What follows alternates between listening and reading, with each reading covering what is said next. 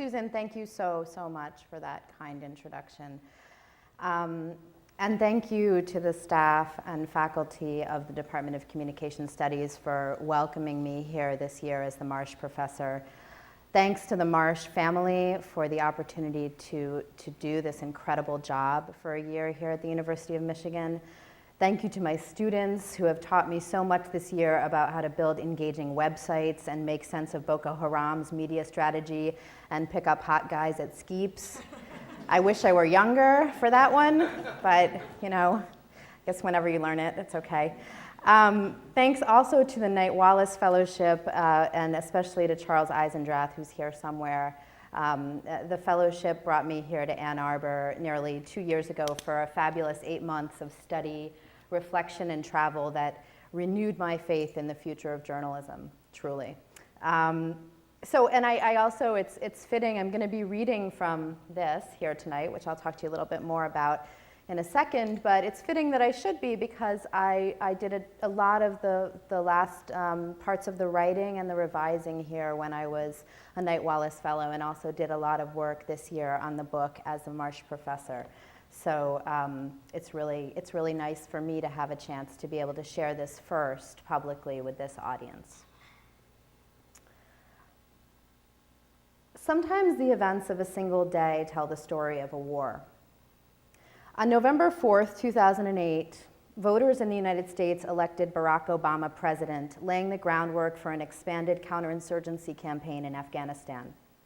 On the same day, in the tawny flatlands west of Kandahar, a group of American civilians and soldiers set out on a hopeful mission that would change their lives and those of the Afghans they met forever. Among them was a brave and gentle woman with a degree from Wellesley College, a soldier's devotion to her country, and a fierce curiosity about the world. For the last several years, as some of you know, I've been working on a book that tells the story of what happened that day, November 4th, 2008, and of the conception and rapid early growth of an experimental Army program called the Human Terrain System, a central tool in what was supposed to be a more culturally conscious way of war. It is the story of a hopeful moment when America, in the midst of 2 wars, sought to change the way it fights. A moment when some highly placed people in the US military realized that they didn't know enough about the people they were fighting among in Iraq and Afghanistan, and tried, or seemed to try, to become more thoughtful, curious, knowledgeable, empathic, and perhaps most importantly, to improve their intelligence gathering at a critical juncture in a widening war. It's a story about the high aspirations of the Human Terrain System, which sought to educate American soldiers and Marines in Iraq and Afghanistan by sending civilian social scientists into battle alongside them as cultural translators. And it's also the story of Afghanistan as I have watched it unfold over the last decade, a story of surging optimism followed by something far more troubling. I believe it is a story that must be told if we are to prevent some of what went wrong in Afghanistan from happening again. But first, a bit of background. Between 2002 and 2003, when I was based in Kabul for the Chicago Tribune, I traveled the length and breadth of Afghanistan. This is a picture, which I'll talk about in a second, to Sufi shrines in the north, to Kandahar in the south, and to the eastern borderlands where insurgents cross over from Pakistan's tribal areas. These are some militiamen who had been deployed by the local police to guard me and my interpreter and driver when we made a trip to the Pakistani border in 2003, and we weren't sure what to think of these guys, like maybe it would be better if actually we were just on our own. I watched a Buzkashi game with some local commanders in Mazar-e Sharif. This is an ancient game that is believed to have come from Genghis Khan, and it's played with the carcass of a headless goat. It's sort of an Afghan version of polo, very wild, interesting, crazy game. I traveled to Logar, where thieves were digging Buddhist relics out of the earth and smuggling them away to be sold at international art auctions. These are actually some of those Buddhist relics that the museum, the Afghan museum in Kabul, had managed to keep in hiding during the time of the Taliban, and they were just in 2003 taking them out and cleaning them up and putting them back on display. And I saw all kinds of wonderful marks of progress. Young Afghan girls returning to school, women emerging from repression and taking off the burqa, and even learning to drive. I talked to some Taliban militants, including this one who was chastened and subdued, a Pakistani recruit who had been captured and held in an Afghan prison. That's where he was when I talked with him. And I hung out with farmers who were harvesting opium. That's a poppy field behind me and my translator, Farouk. That was just a day trip that we did from Kabul, less than an hour outside of the city. And I did all of this in the company of just 2 Afghans, a driver and a translator. My translator actually was trained as a doctor and became a translator for foreign journalists because it paid like approximately 1,000 times more than being a doctor at the hospital in Kabul. And neither of these guys carried a gun. They took significant risks to protect me in exchange for the chance to share Afghanistan's story with the world. What I did then would have been impossible now, except in a few very confined areas of the country. In those early years of the war, the Taliban were still widely disliked, and its leaders had mostly fled to Pakistan. An invasion is never something to celebrate, but Afghans were, for the most part, tremendously excited about a government that might be responsive to their needs, about international engagement after years of isolation, about the possibility of a working justice system in which ordinary people might finally have a fair shake in a country where might often makes right. And they were willing to put up with the presence of foreign forces in exchange for these possibilities and the flood of aid and development money that came with them. It was a time of sudden freedom and wild hope. In contrast, the American soldiers I met in Afghanistan at that time were righteously angry and blatantly incurious. This is actually some bathroom graffiti that I photographed in Helmand, southern Afghanistan, on a Marine base that, to me, kind of captured the mood of a lot of soldiers and Marines who I met in Afghanistan. Certainly not all of them, but a good number. So in 2003, at the gates of Bagram Air Base north of Kabul, an Afghan truck driver uttered the word tashakkur, which means thank you in Dari. And as a female soldier escorted me to the public affairs office on base, I overheard her quizzing a fellow soldier, why was that guy back there talking about Tupac Shakur? Yeah. That spring, I embedded with a US Army unit fighting militants between Kandahar and the Pakistani border, and I saw young infantrymen, 18, 19, 20 years old, who'd been encouraged to learn nothing about Afghanistan, sitting in their vehicles at the perimeter of their encampment, training their machine gun on an Afghan man moving across the plain. He was wearing a tunic and sandals and walking from his village to the brick factory nearby, but the American soldiers didn't know that. To them, he looked like a terrorist. In fact, to them, every Afghan looked like a terrorist. And they sat there with their machine gun pointed at him, calling out, here, Haji, Haji, Haji. Okay, this is where we were when that happened. This is sort of in an empty plain between Kandahar and the city of Spin Boldak on the Pakistani border. So I was pained to realize that my country's lack of knowledge about Afghanistan was exceeded only by its lack of curiosity. The soldiers didn't know the first thing about these people and had no interest in learning about them. Anger from September 11th was still fresh, but it was more than that. The Army didn't see how learning about Afghans or educating soldiers about them would aid its mission, which at that time was to kill and capture al-Qaeda and Taliban fighters. But who were the Taliban and al-Qaeda? This was the difficult question. Intelligence, such as it was, focused entirely on eliminating bad guys, and the Americans often got it wrong. Afghans grew skilled at using raids and airstrikes to take revenge on their enemies. This is just a page from an intelligence brief that I saw at a US military base a couple years ago in eastern Afghanistan, and if you can see, it's some pretty sort of sketchy information about a sketchy guy. So this is not the level of all intelligence, of all military intelligence in Afghanistan, but there's a fair amount of stuff like this that kind of really makes you wonder about the decisions we're making in terms of who we're going after over there.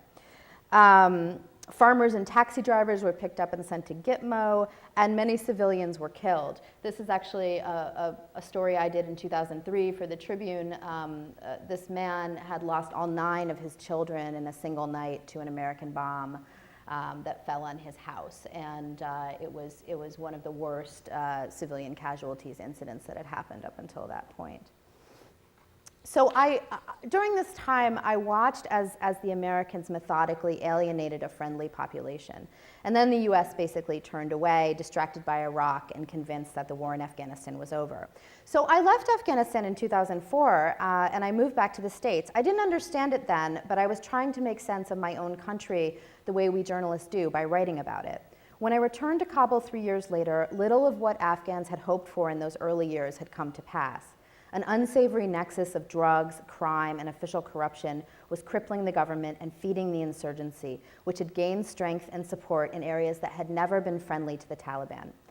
The Afghan president, Hamid Karzai, a creature of America's preference for elegant, Western-friendly, English-speaking figureheads over strong institutions. People in my conflict class will recognize this from other things we've read about. Hamid Karzai was growing ever more paranoid as the international community's aimless application of brute force and stunning amounts of cash made things worse instead of better. So what had gone wrong, exactly? Our foreign policy was being executed by soldiers, largely, who by the nature of their work saw Afghanistan from behind the walls of bases and the thick, bulletproof windows of armored Humvees. And they saw it imprecisely, to say the least. This is a photograph I took in southern Afghanistan a couple of years ago from inside an armored Humvee through the window. And I sometimes show these photographs simply because I want people to see how hard it is to tell anything about this place from this distance, okay? Very difficult to know what these people are about, whether they are, even sometimes what they're doing. And certainly not how they feel about us and our presence there. So enter the human terrain system, this program that I've been spending all this time writing about. The Pentagon had started developing the project in an attempt to counter roadside bombs that were killing hundreds of American soldiers in Iraq. Commanders realized they didn't know anything about who was planting the bombs and why. They recruited an anthropologist to build a database stocked with ethnographic information that could help soldiers understand the social networks in their areas, a dense web of relationships, personal and political, that seemed to underlie much of the violence that was going on there. And this anthropologist, who had long been preoccupied with the similarities between war zone ethnography and military intelligence, would become the chief architect of the human terrain system. These are some human terrain teams in southern Afghanistan near Kandahar, just talking to Afghans, trying to get the lay of the land, trying to figure out what's going on so that soldiers might be better informed about the people who live there. So I set out to write about this program because I saw in it a kernel of possibility, the potential to change something that was deeply wrong with the US military, and particularly the Army. I had seen what happened when soldiers who knew nothing and sought to know nothing about the people whose houses they bombed and raided, and the detainees they arrested, and the men walking through their gun sites. Knowing nothing about these people made it easier to kill them, and for the wrong reasons. In Afghanistan, context makes intelligence make sense. American soldiers couldn't possibly vet tips about who's the enemy without knowing which tribe their informants belong to, which tribe he has enmity with, who his relatives are, where he lives, how he has come to live there, what Mujahideen faction he belonged to during the war against the Soviets, how his parents were killed, and 1,000 other details that anthropologists or journalists might collect, but that soldiers would rarely think to seek. For a force with a mission to kill and capture terrorists in a place with no working justice mechanisms, it's crucial that the Americans make informed decisions. They routinely haven't, and this, perhaps more than any other single failing, has cost them the war. This is just another slide of a human terrain team out talking to people in the South. So human terrain teams were meant to provide social science, language, and cultural expertise to deployed Army and Marine Corps units in Iraq and Afghanistan. And some of the early teams were really promising. One of them included a former soldier and an advocate of civil-military coordination who had spent years in Afghanistan working for the United Nations, USAID, and other NGOs. And I spoke a little bit briefly about her earlier. She's in the middle there. Her name is Paula Lloyd. And those are her teammates, Don Ayala and Clint Cooper, who you'll hear a little bit more about in a minute. She's one of the people in the part of the book I'm going to read to you in a sec. So when I was asked, this is the last thing I'll say before I begin the reading, when I was asked to come up with a title for this talk, I chose to call it Storytelling at the Tip of the Spear, Fact, Metaphor, and Meaning in Afghanistan. And that was me, a non-academic, trying to speak my colleagues' language based on months of reading talk titles and posters around campus. So I have been paying attention, y'all. But more than that, it was my attempt to convey something that I talk to my students about often in class, that journalism isn't simply about gathering facts.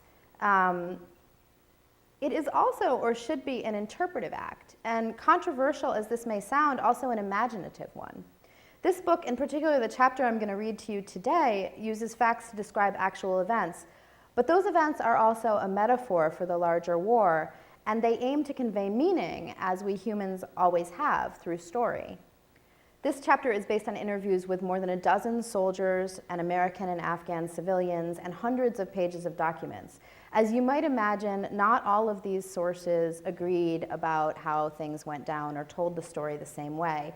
And in my classes, we often talk about this gap between what is real and what is seen or remembered, and about how to allow a measure of ambiguity and humility into your writing without weakening narrative momentum. And of course, this is easier said than done. But indeed, there comes a time in the life of any practitioner turned teacher when she must, as I always tell my students, show, not tell. And for me, that time is now. So I'm going to read you a little bit of the opening of the book, the first chapter, and we'll see how far we get. I'm not sure how we're doing on time, but I want to make sure we leave lots of time for questions.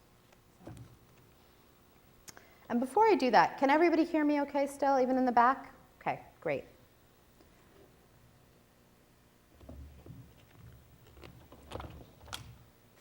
Technical difficulties, okay. This chapter is called Election Day, November 4th, 2008. In the desert west of Kandahar, the nights were dark and chilly, and the stars looked close enough to touch. At midday, the summer sun could kill you, but it was fall now, the dry air smelling of hay and wood smoke. The Americans had landed 3 months earlier. They ate pre-cooked food, used portable toilets, and slept in green canvas tents in a gravel lot behind walls that some soldiers judged too low to stop an inventive attacker. Stray cats rubbed up against their legs. One morning that November, a platoon of soldiers from the 2nd Battalion, 2nd Regiment of the Army's 1st Infantry Division left the base on foot. The autumn sky was clear and bright, and the soldiers thought their mission would be an easy one. As some of the first Americans to patrol Maiwan District, a sandy stretch of farmland deep in the Afghan south, the 3rd Platoon of Comanche Company was building a detailed map of the settlements at the heart of the area where most of Maiwan's people lived. On this day, they would be photographing the northern quadrant of Chahel Ghazi, a village that began about 500 yards outside the walls of their base. 3 civilians joined the patrol that day. They were part of an experimental Army project called the Human Terrain System, which was designed to help soldiers understand local culture. Before leaving the base, they stood together in a tight circle, heads bowed, as they did before every mission. God protect us and bless us for this day, one of the men said. His name was Clint Cooper, and he was tall and thickly built with a straw-colored goatee and pink freckled skin. As a younger, leaner man, he'd been roguishly handsome, but war trauma and suburban fatherhood had blunted his features, and now little about him stood out. A former military intelligence soldier and interrogator, he spoke Pashto, one of Afghanistan's 2 main languages, and he could eavesdrop on Afghans without their having the slightest inkling. On this morning, he and his teammates left the base with the soldiers of 3rd Platoon.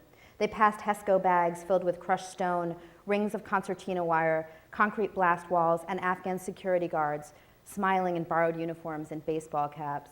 Cooper walked near the rear of the patrol, while his teammate Don Ayala strode ahead. Ayala had a boxer's physique, bulging biceps, meaty forearms, trim waist, and the soulful eyes of a matinee idol. At 46, a 46-year-old former Army Ranger, he had come to Afghanistan for the first time 6 years earlier as a contract bodyguard protecting Afghan President Hamid Karzai. Now he scanned the landscape, looking for anything that didn't fit. They'd been warned there might be suicide bombers out here. As they left the base and walked toward the highway, the land unfolded around them like bleached cloth. They passed a shallow wadi where Afghans burned trash. Women in burqas moved like shadows along the edges of the road, where children scavenged and played. The third member of the Human Terrain team had a particular affection for these women and children. Paula Lloyd walked with Cooper at the center of the column of soldiers. She was 36, slim and bottle blonde, with a bachelor's degree in anthropology, a master's in diplomacy and conflict resolution, and years of experience in Afghanistan. She had joined the Army after graduating from Wellesley College, and in 2002, her reserve unit had been called up and deployed to Kandahar, the birthplace of the Taliban. She had organized development projects, met Afghan women confined to their homes, watched Afghan girls eagerly returning to school. The people crept into her heart, and the country kept calling her back. She had spent most of her professional life there, working for aid and development organizations and the United Nations. Lloyd was an idealist, but she wasn't naive. She knew the score, knew who had fought on which side in Afghanistan's litany of wars, who was corrupt, which commanders were dealing drugs, yet she remained optimistic. She was one of the Human Terrain System's best qualified field social scientists, and on this day she was beat. She had been up all night working on a report about the governor of Maiwand, a former religious leader who had fought the Soviets years earlier, and she wasn't thrilled about the timing of this patrol. But she and her teammates didn't set the agenda. They were strap hangers. If they wanted to get off base, they had to take whatever opportunities came up. Ayala's easy rapport with soldiers meant that he was often the one who got the Human Terrain team space on patrols. The mission had arisen with little warning, and when he'd mentioned it to Lloyd earlier that morning, she had immediately said yes. After hearing Afghans complain about the high price of flour in Maiwand, she and Cooper had decided to create a consumer price index. That morning's patrol to Chehel Ghazi would give them a chance to interview shoppers coming and going from the nearby bazaar. Lloyd, Cooper, and Ayala had lived and traveled together for months. They had gotten to know each other's rhythms, learned to laugh at each other's jokes, even when they weren't funny. But as their boots clicked brightly against the hardtop, Lloyd told Cooper that she was irritated with Ayala for not giving them more notice about this patrol. "You just need to talk to him," Cooper told her as they walked. "I'm sure he's open to suggestions." "I don't want to hurt his feelings," Lloyd said. Cooper glanced over at her. He could tell she was tired, but he knew she wanted to be out here. All of them lived for getting off base, especially Lloyd. The American soldiers had noticed with surprise that she treated Afghans with genuine warmth, and that Afghans responded in kind. Children flocked to her on patrols. Men invited her in to visit with their wives. The soldiers that morning wore digital camo, helmets, and body armor, and carried M4 assault rifles. Cooper and Ayala wore Army uniforms and carried guns, but Lloyd did neither. As always, she was unarmed and dressed in civilian clothes, slacks and a long-sleeve shirt under her body armor. She had coiled her shimmering blonde hair beneath a military-issue helmet. They crossed the highway and followed the sloping ground toward the district governor's compound with its walled garden, where the governor worked under police guard. A small stream ran in front of the compound, shaded by mulberry trees and edged on one side by a stand of bamboo. Farther down, men washed in the stream before praying at a little mosque. But here, close to the highway, plastic bags and pomegranate rinds choked the narrow channel. The soldiers fanned out along the lane, some photographing buildings, doorways, and intersections, while others formed a human wall to protect them. Chehel Ghazi belonged to the landscape, to the green vineyards and pale dunes rolling away behind it, to the grit and trash of the bazaar on its western edge, and the highway that marked its northern boundary. Its compounds and courtyards lay behind high, smooth walls that seemed to grow from the yellow mud like ancient earthworks. Only their doors and gates, made of wood or brightly painted metal, marked them as homes. A sand path ran alongside the little stream where the soldiers stood, but it felt more like an alley, edged on one side by compound walls and on the other by the stand of mulberry trees rooted along the banks of the irrigation channel. The village was named for this channel, or more precisely for its source. Chehel Ghazi means 40 meters, the depth at which someone digging a well there would hit an underground aquifer. The village owed its relative prosperity to this water, which fed its vineyards and nourished its people and animals. Its nearness to the road and the bazaar, the economic hub of the district, both enriched it and exposed it to traffic with the outside world, to new ideas, to sin and danger. The bazaar was a gathering place for people across the South, a place where information was traded and where the usual protections of a closed communal society did not apply. The Taliban were in the bazaar every day, the district governor had told the Americans. Chehel Ghazi village has Taliban living within it, a local policeman had told Ayala and the soldiers a few weeks earlier. It was the morning of November 4th, 2008, election day back home, when a citizenry frustrated by seemingly endless violence and spending in Iraq and a lack of focus in Afghanistan would go to the polls to choose a new president. Barack Obama had campaigned on the notion that Afghanistan was the good war, the war the nation needed to fight as opposed to the war it had chosen. If he were elected, America's Afghan campaign would be reconsidered with new optimism and energy. For the first time in years, the nation's attention was turning to a conflict long waged on autopilot, and the soldiers and the human terrain team members in Maiwand that morning constituted an advance party. In the minds of some, they were America's last best hope for changing the course of its longest war. For years, soldiers had been arriving in Iraq and Afghanistan with little or no knowledge about the people who lived there. But the longer they stayed on the ground, the more problematic this became. Infantrymen in their teens and 20s had become de facto ambassadors, trying to barter political agreements between tribal leaders and drive a wedge between civilians and an enemy that was all but indistinguishable from them. Shock and awe had given way to the newly rediscovered military strategy known as counterinsurgency, which promised a smarter, more humane way of fighting.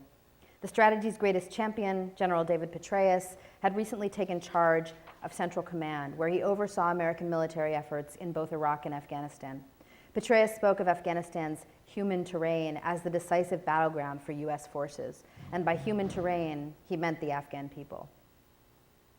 The human terrain system was designed to plant civilian social scientists, including anthropologists, in frontline military units to act as cultural translators to soldiers, Marines, and their commanders. It wasn't just that Americans dealt rudely with Afghans because they didn't know the first thing about their culture. It was that too often they detained and killed the wrong people, alienating others and fueling the insurgency. Success hinged on winning hearts and minds, but it also depended on good intelligence. For counterinsurgency was comprised of two distinct and seemingly contradictory kinds of activity. The first involved humanitarian aid and development, psychological operations, and political persuasion to soften local resistance, build relationships, and gather intelligence. The second used that intelligence to guide everything from food handouts to detentions and targeted killings. The human terrain system was a soft tool, but it was part of a hard and complicated battle. The human terrain team and the soldiers split up. Lloyd and Cooper lingered near the district headquarters, close to the highway and the bazaar, while Ayala and another group of soldiers kept walking farther along the path edging the stream, stopping at a small footbridge beyond the trees. Ayala sat on the bridge in the sun, bantering with the soldiers and handing out candy to children. There was something intoxicating about this place, so often patrolled that it had come to feel familiar, so close to the base that it almost had to be safe. Water lapped the edges of the channel. Near the bazaar, in an open space at the intersection of two sandy lanes, Lloyd and Cooper handed out pens and candy to kids on their way to school. Their regular translator wasn't with them that day. Instead, they were working with an interpreter the Americans called Jack Bauer, after the terrorist hunting hero of the television show 24. The soldiers gave funny nicknames to all their interpreters to mask their identities. Rock star, Tom Cruise, Chuck Norris, even Ron Jeremy after a well-known porn star. Jack Bauer was a 23-year-old Pashtun with a dark pompadour, crooked teeth, and liquid puppy dog eyes. He often translated for the young captain in charge of Comanche Company, but he had gotten to know Lloyd, Ayala, and Cooper because the human terrain team shared a tent with the Afghan interpreters on the small fire base near the district center. The tent was divided by a plywood partition, Americans on one side, Afghans on the other. Sometimes Lloyd dropped by the interpreter's side to say hello. Once, she and Ayala invited Jack and some of the other interpreters to watch the Da Vinci Code on someone's laptop. Lloyd had asked Jack about his family, what he did before, how long he'd been working with the soldiers. Jack liked this American woman. She was very friendly and kind, equally eager to talk to soldiers, interpreters like him, or Afghans she met on the street. But he didn't entirely understand what she and her teammates were doing out there. They told everyone they were civilians, not soldiers, and Lloyd seemed eager to hand out wheat seed to farmers so they wouldn't plant opium poppy. Jack thought that Ayala and Cooper were her bodyguards. He had seen her talking to the Afghan soldiers and police during meetings at the district governor's office, and the few times he'd worked with her, he had noticed that she always carried candy and that kids came running when they saw her. A few days earlier, he had seen some kids swarming around her and spoken up. "Hey, Paula, this isn't the United States," he'd told her. "In this country, it's very dangerous. Actually, this province is very dangerous. Don't give candy to the kids." Lloyd had stiffened. "Jack, you're the interpreter," she had told him. "You just interpret what I say. You're not my boss." "Yes," he told her, "okay." He had thought she was angry at him, but back at the base, she'd sought him out, made a point of saying hello, asked if he was mad at her. Of course not, he'd told her. Still, those children worried him. She didn't carry a gun. The enemy will use different weapons in different ways, he would say later. We cannot identify which people is civilian, which people is Taliban. Jack's words signaled his mistrust of the situation he'd gotten himself into. He had been raised in Kabul, where young men listened to Bollywood soundtracks, wore tight jeans, and exchanged shy glances with girls. Kandahar was a different story, older, rougher, a universe of men without women, and Maiwand was the countryside. The Afghans he met there were nothing like the people he knew back home. On the rare occasions when Maiwand revealed itself to him, it always managed to remind him how little he knew. The insurgents talked to each other on field radios, and Jack and the other interpreters were given the job of monitoring the conversation and reporting back to the Americans. During patrols, a soldier would hand the interpreters a scanner, and they would listen to insurgents watching them from somewhere nearby. We saw the American forces leave their base, an insurgent would say to one of his comrades on the radio. They went through the bazaar. We saw them walking near that small mountain. The interpreters couldn't see the Taliban, but the Taliban could see them. It was eerie, and there was an element of psychological play to it. The insurgents knew the Americans were listening, knew they would be unnerved by the awareness that they were being watched. Whenever the insurgents wanted to convey something really important, they would switch to cell phones, which were harder to monitor. Sometimes Jack heard insurgents talking on the radio about planting bombs near the road, and he and the other interpreters would lean in close and try to figure out where they could possibly be talking about so they could tell the Americans in time. That morning at the edge of Chahel Ghazi, villagers passed the patrol on their way to the bazaar. Jack Bauer stopped a man carrying an armful of bread so that Lloyd could ask him what he had paid for it. She scribbled something in her notebook. She asked a shopkeeper whether the Afghan police taxed merchants. In a manner of speaking, the man told her, the police sometimes asked merchants for money or simply took things without paying for them. Cooper stood listening nearby. He watched the soldiers stop a man with a donkey cart and search it thoroughly, carefully, before waving it on. A young bearded man walked past them. He was thin and slight, dressed in a blue tunic, baggy pants, and a vest, and carrying a metal jug. He stuck his head into a nearby compound with a green metal door, then stepped inside. Some children were playing near the compound, including a boy of about 12. "We don't know that guy," Cooper heard one of the kids say in Pashto. "What's he doing?" The man with the jug came out and made a sweeping motion with his hands as if to shoo the children away. "Hey, Jack, ask that guy if he wants to talk to me," Lloyd said. "Hey, my boss wants to talk to you for a few minutes," Jack Bauer called out to the man with the jug. "Are you ready?" The man agreed. He even knew a few words of English, enough to say hello and thank you. He appreciated the Americans being there, he told them. He shook Cooper's hand. "You speak English well," Cooper told him. "Where did you learn it?" "In school." "What's in your jug?" Lloyd asked. "Fuel for my water pump," the man said, reverting to his own language. He seemed friendly enough, but Cooper thought there was something cocky and tightly wound about him. Not dangerous, but not exactly normal either. The man with the jug reminded him of a particular kind of Afghan who often approached American patrols in Maiwand, striding forward with a sense of purpose, determined to engage the soldiers in a political discussion. These men blamed the Americans for Afghan deaths. Afghans wanted no part of this war, yet they were caught in the middle, driving over bombs and falling under stray gunfire. If the Americans would just go home, the Afghans argued, people could go back to living quietly. When men like this berated the soldiers, Cooper listened patiently, then asked, "How come you don't blame the Taliban when they commit violence? You only blame us." "We can't blame the Taliban," the man would tell him. "It's too dangerous." The man with the jug wasn't talking about politics, nor had he criticized the Americans, but Cooper sensed something polemical about him just the same. "How much does petrol cost in Maiwand?" Lloyd was asking him. "It's very expensive," the Afghan told her. His motorcycle was damaged in the bazaar and he was carrying the gas to refuel it. That was what Jack Bauer heard and that was what he translated. What about needing fuel for his water pump? No one asked the man to resolve this discrepancy. Lloyd asked about his job. He worked for a local school, he told her, and then a bit later that he was a shopkeeper from Kandahar. The school should be open for children, he told Lloyd. "Would you like some candy?" she asked him. "I don't like candy," the man said. He turned to Jack Bauer. "Do you smoke?" "Yes, I smoke," Jack told him. The stress of working with the Americans only sharpened his cravings. He carried a pack of cheap Pakistani cigarettes in his uniform pocket that day. "Do you smoke?" the man asked again. Again, Jack told him that he did.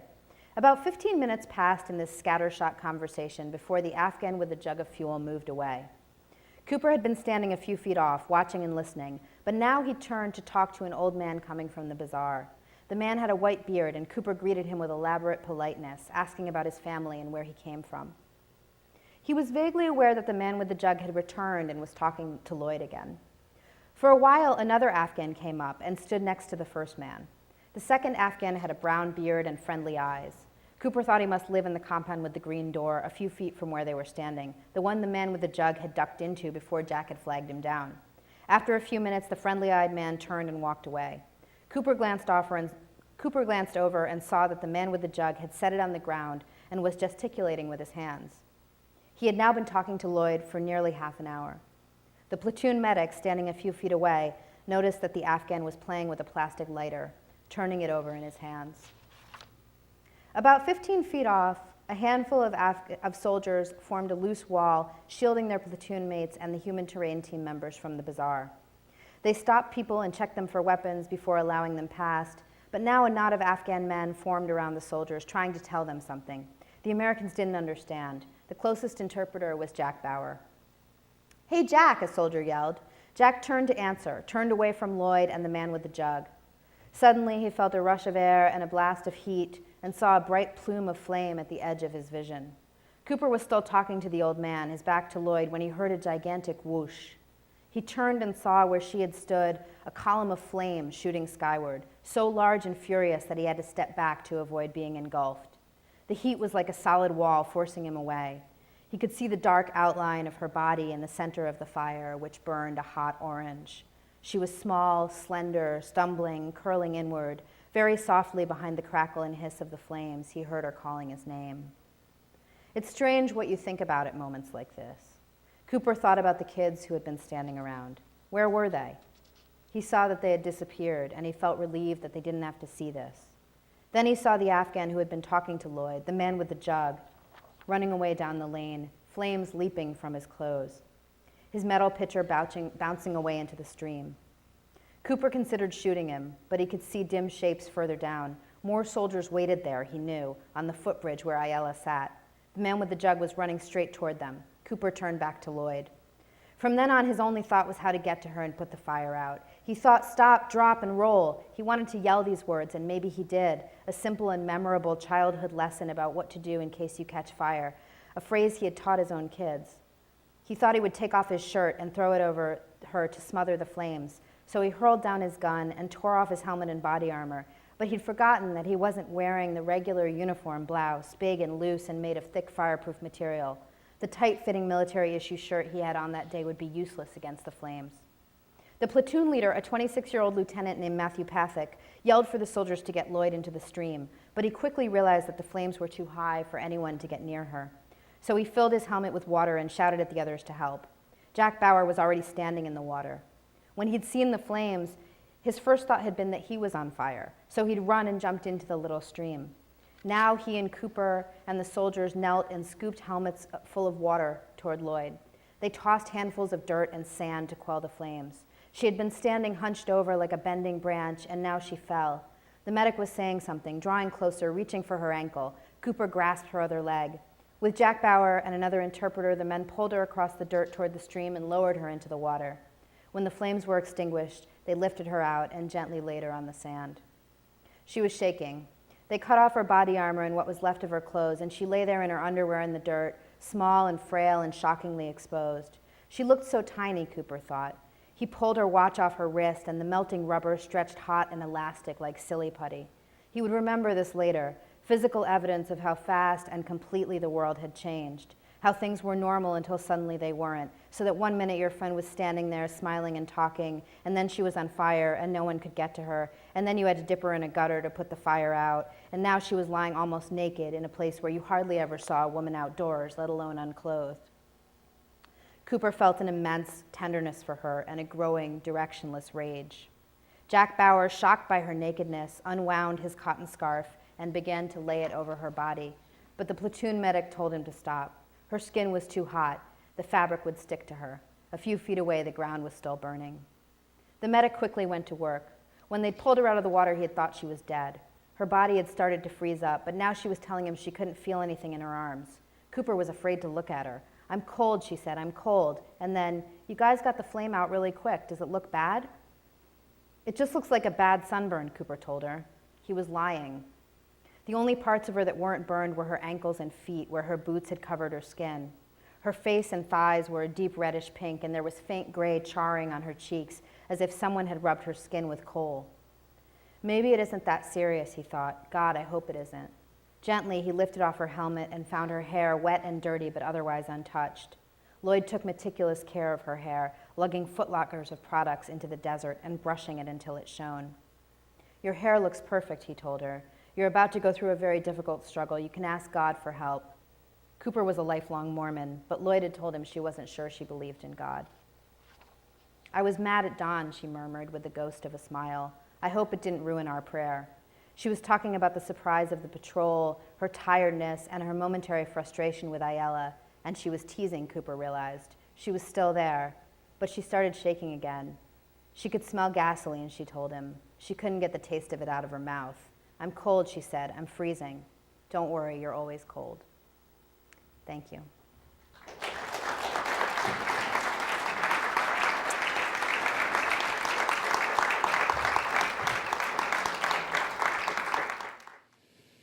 Vanessa, wow, that was great. I was just wondering about the experience of being embedded, and I'm sure there are a lot of places that you just couldn't go if you weren't embedded. But I wonder if you could just talk a little bit about the practical and ethical aspects of that embedded situation. Yeah, well, that's a big question. Thank you, Tom. So I'll just do a short version of this. It's very complicated. We don't actually, although much of the coverage that you all read from Afghanistan now and from Iraq during the conflict there was done by embedded reporters, and certainly much of what you see on TV, not all of it, but close to all from the height of those wars is done by embedded journalists. We journalists don't talk much about what embedding actually means and what it requires. Basically, you kind of attach yourself to a military unit and you live with that unit for a period of time. It can be a few days, it can be weeks, it can be months. And you go with them and you eat their food and you fly on their planes and you ride around in their vehicles, and if they get in a firefight, you get in a firefight. You don't carry any weapons. Journalists don't do that. It's forbidden by the military, and it's forbidden by our somewhat informal code of ethics here in journalism. The problems with it, the problems with it are somewhat obvious, which are that you get very attached to the people you're covering, and it becomes difficult sometimes to see them objectively. I would question whether it's ever possible to see things entirely objectively as a journalist, particularly in conflict. It's like one of the hardest things to be objective about when someone is shooting at you. But nevertheless, when someone is protecting you, you of course, and giving you all your food and support in a place, which, by the way, the media doesn't pay for, okay? So that's sort of another problem. It certainly can compromise you. I think it's a great tool for reporting in that it allows for immersion journalism experience that is just kind of unparalleled in terms of watching soldiers and seeing what they're actually doing there. It's a great way to observe policy playing out on a human level in a place like Afghanistan. You just have to be a little bit careful, I think, about the fact that you come to see things the way that group that you're attached to sees them, and that you need to balance that by getting outside that group whenever possible and doing reporting that's not embedded. So what I often tell people is that embedded reporting is like a good way to cover the military. It's a really bad way to write about Afghanistan. It just doesn't give you the whole picture. And one of the drawbacks of being embedded is that you can't usually just walk away from your embed and start talking to a bunch of Afghans. You sometimes can do that if you're out on patrol and you've got an interpreter with you, but you're basically there to watch what's happening with the soldiers. And there are some, you certainly see a lot of sympathetic stories coming out of embedded journalists, sympathetic to the military, but they've also allowed, embedding has also allowed us to do things like write about, Iraqis getting shot at checkpoints, because nobody would have seen that if there wasn't an embedded reporter there with those, those checkpoint guards, those Americans. So it's sort of, it's a double-edged thing.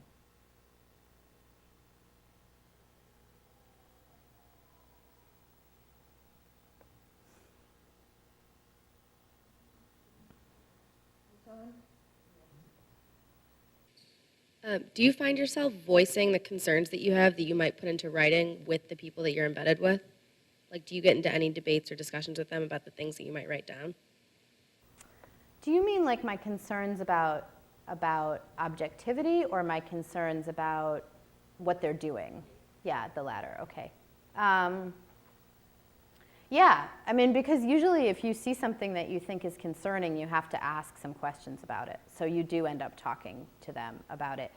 You want to be, I mean, particularly with embedded reporting, one of the problems is that the military, and I've said this, those of you who are in my conflict class, I've said this before, the military kind of operates like a big corporation in a lot of ways. It's organized like one, it's managed like one, and so in much the same way, they also want to manage the press reports about them. They want positive coverage that's going to show them in a good light. And I mean, I think you can't really exactly blame them for that. They're doing a difficult job, and they want their sacrifices to be reflected, and those sacrifices are real. But you have to be a little careful. I mean, one of the problems is you have to be a little careful with how confrontational you are at various points along the embed process, because you can get kicked out. And you can also, if you're not done reporting your story, like if you don't have the goods yet, that can really be a problem. So you kind of end up making certain choices about like when you're gonna, if you see something that's really wrong, you might not write about it today. You might actually wait like 3 days and then get out of your embed and write about it. Or like in my case, because I was working on a book and I had to embed with a number of units over 18 months, I kind of held back some stuff that I thought was really, might get me in real trouble with the military, just thinking like, when it comes to the book, I'm just gonna do it all. I don't care, that's it, it's over. Like, sorry, it was good while it lasted or whatever, but if we don't spend more time together, it's okay. So I don't know if that answers your question, but yeah, Susan. So 2 questions. What happened to Lloyd? And also, what happened with the human terrain system, and how do you come out assessing it in the book? Okay, good question. So to find out what happened to Lloyd. Okay, and actually, thank you for raising that. This is a great opportunity to say something that I've been told I have to learn to say at every public appearance by my publicist. This book is available for pre-order on Amazon. Okay, now after that little public service announcement, I'm sorry, part of the narrative arc of the book is that we don't know what happens to Lloyd until quite late. So you'll just have to wait and see. But the human terrain system is like really it's also part of the arc of the book that I try to capture the optimism with which this idea was greeted when it was first rolled out in 2007, particularly by people like me who had watched the military bumble around not knowing what it was doing and make a ton of mistakes that were just devastating to our policy in Afghanistan and elsewhere. So when the program first came on the scene, I, for one, was incredibly hopeful, and I wasn't alone in that. There were many journalists who were hopeful. There were many observers. There were, it was the height of the age of the new age of counterinsurgency in this country. There was a lot of frothing at the mouth about a lot of things, and since then, of course, our views about counterinsurgency and indeed about the war in Afghanistan as a nation have shifted somewhat. The human terrain system is quite a troubled program. My book focuses on the first 4 years of the program. It still exists, but it was under the leadership in the first 4 years of 2 incredibly charismatic, ambitious people, one of whom was a cultural anthropologist who was also very interested in military intelligence, and I mentioned her briefly in the intro.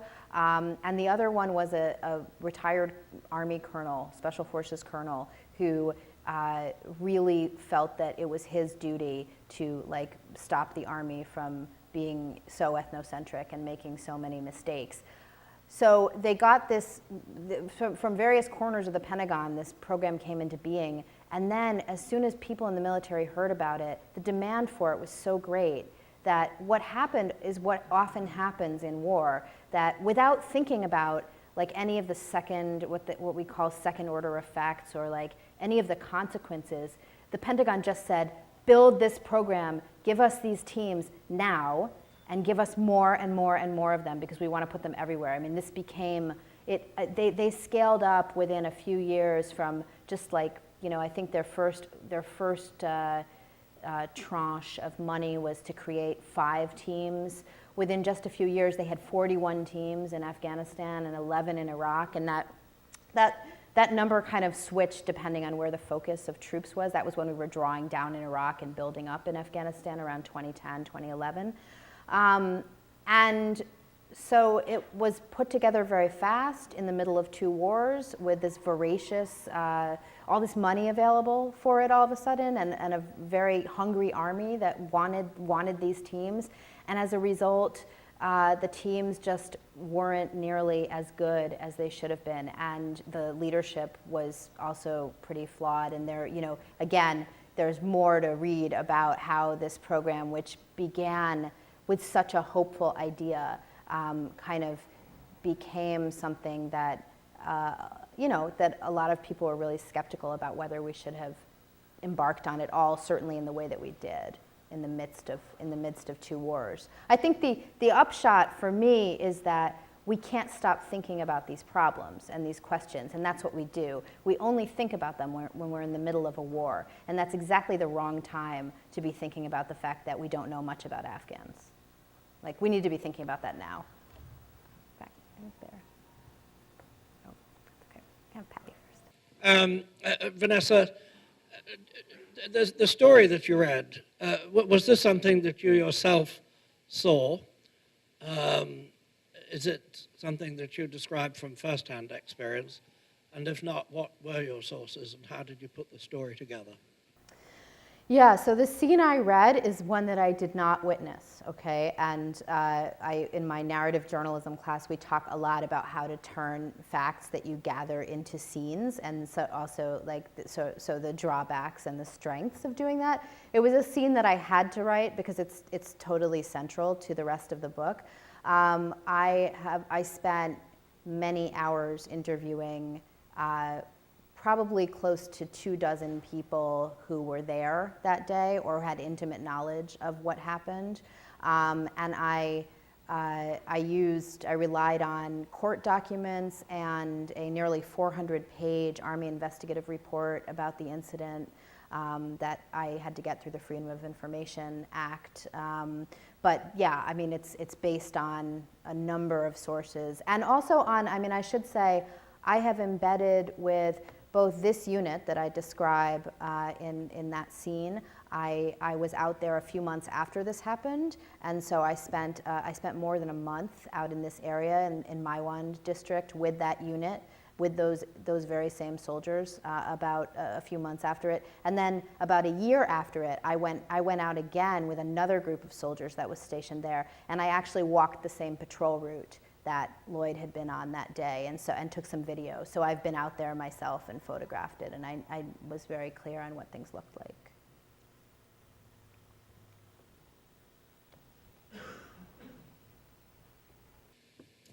Thanks for a superb talk, by the way. You talked about, all the things we did wrong, about troops who were disinterested, et cetera. And I'm asking you to speculate here. As you spent more time there, even if we had done everything right, as impossible as that would be, did you get any feeling over time that, that there was any real belief that at the end of the day, we're simply going to be waited out? I mean, we're talking about a culture that's waited out invasions going back hundreds, if not thousands of years. That what at the core, what would give us a belief that even if we did everything right, this was winnable? Yeah, that's a great question. A lot of people would agree with you, or with I don't know what your view is on this, but with the idea that this was never going to work, and that in fact the history of Afghanistan shows that any certainly any quasi-imperial power that goes in there and tries to, like, I don't know, govern Afghans in a way that we would be familiar with is not going to be very successful. I tend to think that what we might have done in Afghanistan could have been different from that. I was there early on, which is why I believe that not necessarily that it was winnable, but that it was salvageable in a way that I think, like, now I no longer believe. So much water has gone under the bridge now that it seems I don't know, it's like any strategy that you come up with in year 9 of a war is just not that great. It doesn't matter what a great strategy it is. And that's kind of what happened with the counterinsurgency strategy in Afghanistan. But because I was there at the beginning and I saw, as I described a little bit, how welcoming Afghans were to Americans. I mean, this wasn't Iraq, okay? It's really important to know that. The Americans were not viewed as invaders and occupiers early on. There was a couple of, maybe 18 months to 2 years of tremendous hope, optimism, and elasticity when I think if we had seized that moment and brought our best minds and our money to the table in a really meaningful way, as we didn't, I think we could have done a lot of good. We could have done a lot more good, and we could have gotten out a lot more quickly, which we needed to do, because as it turns out, the longer you stay in a place like that, the worse it is. But none of this is new to us. We shouldn't be just finding this out now, right? I mean, come on, like, a lot of you in the audience know this. I mean, this is the first time it's happened, and it's not the last time it's going to happen. I think my interest in this, I mean, one of the things I had to do was read a lot about Vietnam. I don't think Afghanistan and Vietnam are exactly congruent, but I think it's really like incredibly fascinating that the echoes that are there and why we don't learn to do this, to do things better. I mean, we can help countries like Afghanistan. We can do meaningful humanitarian aid work, and we can do good like foreign policy in those places. We just haven't figured out how. After the time that you've spent, how good is your Farsi? Where's Berat? Berat Agai is here. He's my Farsi teacher here at the university. I began taking Farsi here when I was a Knight Wallace Fellow.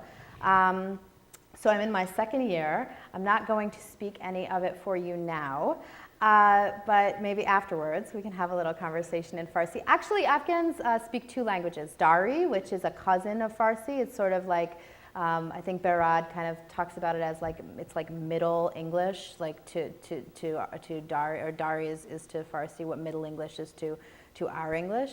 It's kind of a medieval and formal and older form of Farsi. And they also speak Pashto, which is not related to those languages. But it's not good enough, let's just put it this way, it's not good enough for me to do my own interviews. And even though I can understand quite a bit of what gets said, I always work with interpreters because they're, a lot of them are great journalists and they know a lot more about the place than I do. And so it's not just the language, it's all the conversations that we have after the interviews about, as I've said in my class, like, we come out of an interview and say, well, how much of that was true? That's the kind of thing that you really need somebody else who's from that place to bounce things off of.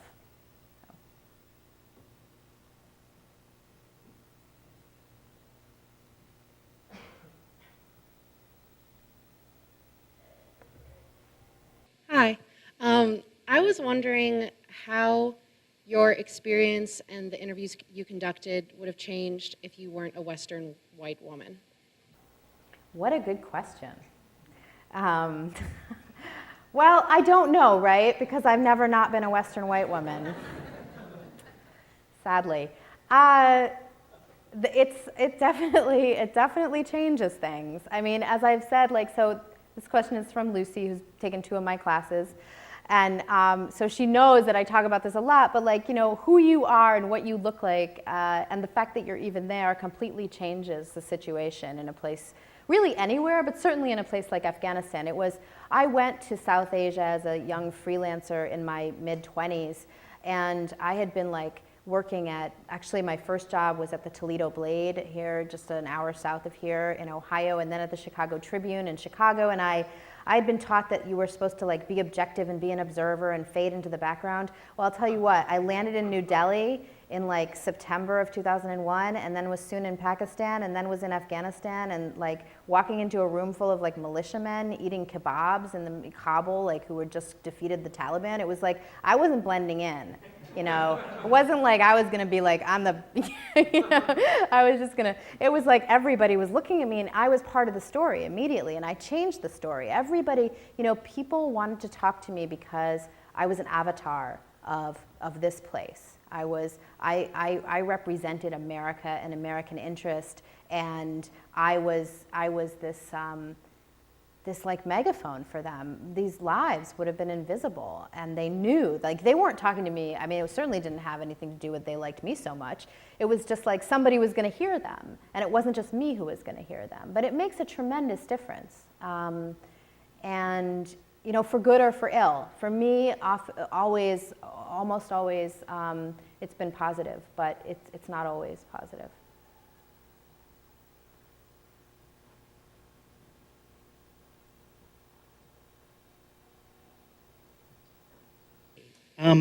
Correct me if I'm wrong, but my recollection is that the Anthropology Academy, or whatever the group is of anthropologists, was very, or at least elements within it, were very suspicious of this project, arguing that, however well-intentioned, that someone shouldn't use their professional training in the field of anthropology as a sort of instrument of war. And I guess the opposite case would be that you actually have a particular obligation to consider this type of work because it's putting your training to use at its most consequential.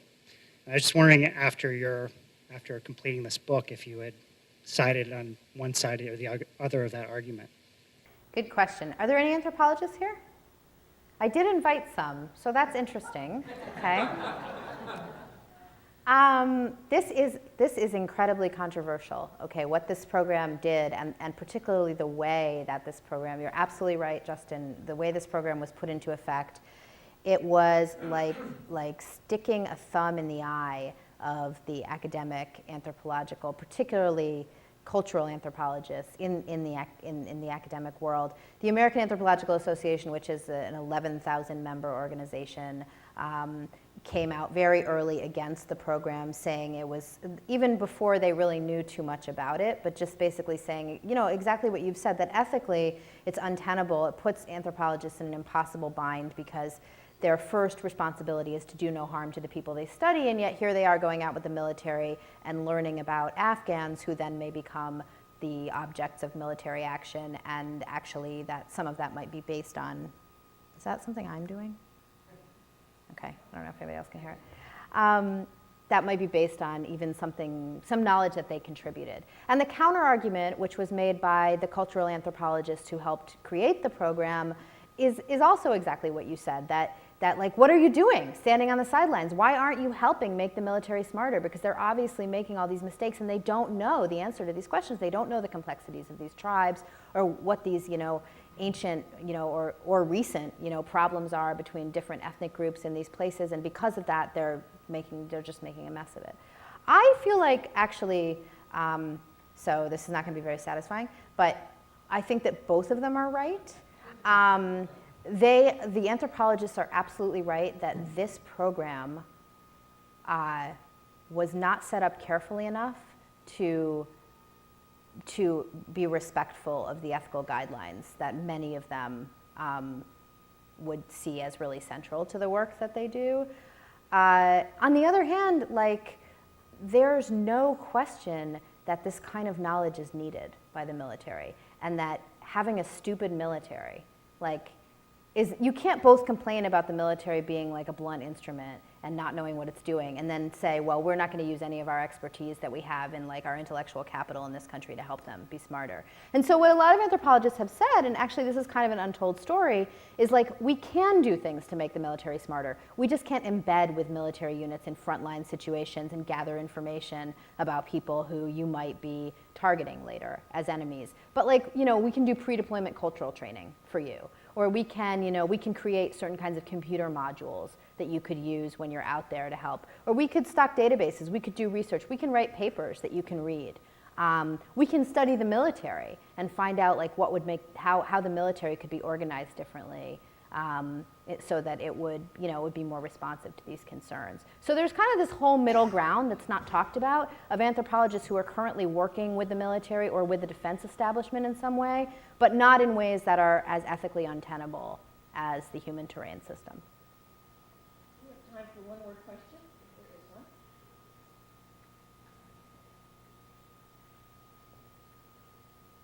Has West Point called you? But aside from that, I don't expect they would. How were you paid? How did you raise some money, or that whole thing? Freelancer is like, that's the big question. Like, how are you paid? And I've been an independent journalist for much of my career, not all of it.